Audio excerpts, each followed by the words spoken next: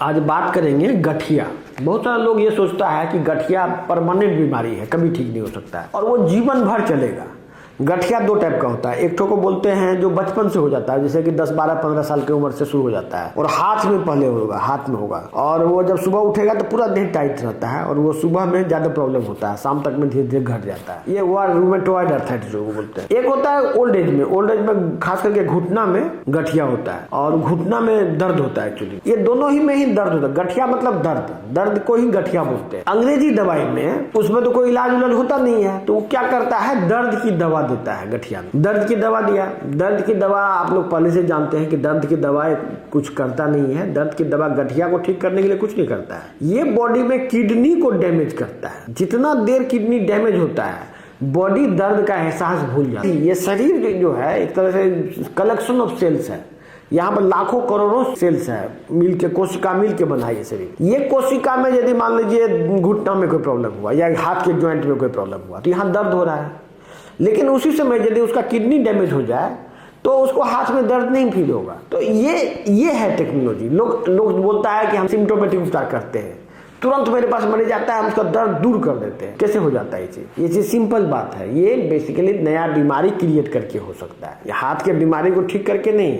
और यही वजह है कि ज्यादातर बीमारी एलोपैथिक उपचार में लाइलाज है, क्योंकि बीमारी को ठीक करने के लिए कभी कोशिश ही नहीं किया गया। और जो उपचार से बीमारी ठीक होता था वो उपचार को वो सोचा कि अनसाइंटिफिक है, इससे ठीक नहीं हो सकता, और उस उपचार को लोग ट्राई करना छोड़ दिया। लेकिन वो उपचार अभी भी किताबों में एंशिएंट बुक्स के फॉर्म में अवेलेबल था। तो इसीलिए ये जो गठिया है, गठिया जो दो टाइप का गठिया, दोनों टाइप का गठिया का लगभग सेम इटियोलॉजी है। इसको बोलते हैं ऑटो इम्यून इटियोलॉजी। और जिसमें कि ये जो घुटना है, जैसे ये घुटना मान लीजिए, ये घुटना है, ये जो साइड यहाँ जो हड्डी है, ये जो हड्डी है, इस हड्डी में पतला पतला छेद हो जाता है। इसको बोलते हैं ऑस्टियोपोरोसिस। इस ऑस्टियोपोरोसिस छेद होने की वजह से यहाँ का जो फ्लूइड है ये सोख लेता है तो यहाँ पानी का कमी हो जाता है।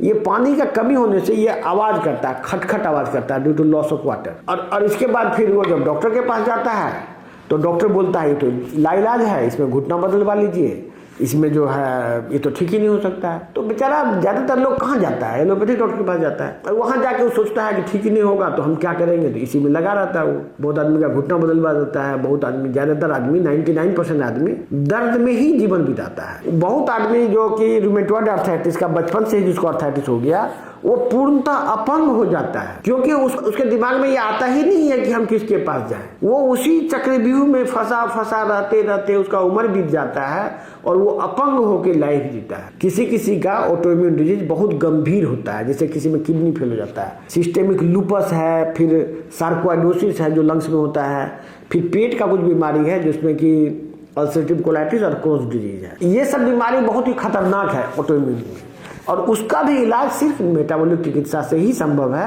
एलोपैथिक में कोई उपचार अभी तक विकसित नहीं हुआ है।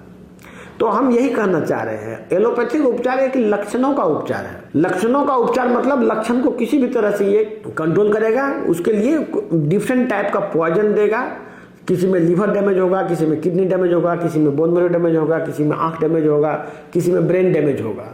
और जितना देर डैमेज होगा उतना देर ही फायदा होगा। जैसे ही डैमेजिंग इफेक्ट घटा आपको दर्द फिर से शुरू। तो शायद यदि लोगों को ये बात पता रहे कि भाई हमको दर्द को कम करने के लिए हमको किडनी डैमेज करना पड़ रहा है, तो कोई आदमी दर्द की दवा नहीं खाएगा। दुर्भाग्य की बात यह है कि दर्द की दवा में ये बात लिखी भी नहीं है। जो लोग भी अपने जीवन को बेहतर बनाना चाहते हैं, आज गरीबी का यदि सबसे बड़ा कारण है तो वो मेडिसिन है। वो जो मेडिकल चिकित्सा व्यवस्था है, इसी से लोग गरीब हैं। यदि इस व्यवस्था से ऊपर उठ जाए वो और नेचुरोपैथी को अपना लें, मेटाबॉलिक चिकित्सा में लोग आ जाए, तो उसका गरीबी भी दूर हो जाएगा। इसीलिए हर एक व्यक्ति जो ये वीडियो को देख रहा है उसका एक ड्यूटी बनता है कि इसको आप ज्यादा से ज्यादा लोगों को बताइए और ये ट्रीटमेंट को लोगों तक फैलाइए, जिससे कि सबका भला हो सके। धन्यवाद।